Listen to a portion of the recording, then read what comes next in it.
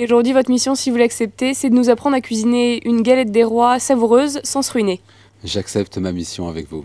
Première étape, la pâte ou le feuilletage. Mélangez 500 g de farine, 10 g de sel, 250 g d'eau, 50 g de beurre fondu. Vous obtenez une boule qu'il faut laisser reposer 15 minutes avant d'y ajouter 375 g de beurre frappé. Donc je tape le beurre. On tape. C'est inédit. Ensuite, posez le beurre sur la pâte, repliez, puis allongez le feuilletage au rouleau.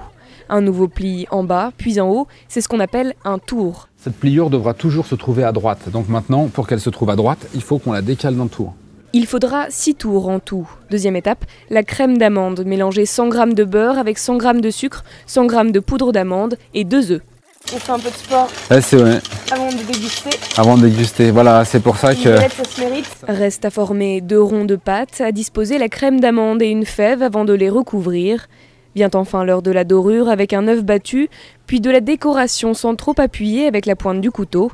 Et c'est parti pour 1 heure de cuisson, d'abord à 200 degrés, puis 10 degrés de moins toutes les 10 minutes. Bilan. On a 2 magnifiques galettes pour 8 personnes et ça nous a coûté à peu près 10 € par galette. À peu près. Pour le croustillant, le croquant, c'est meilleur avec les doigts.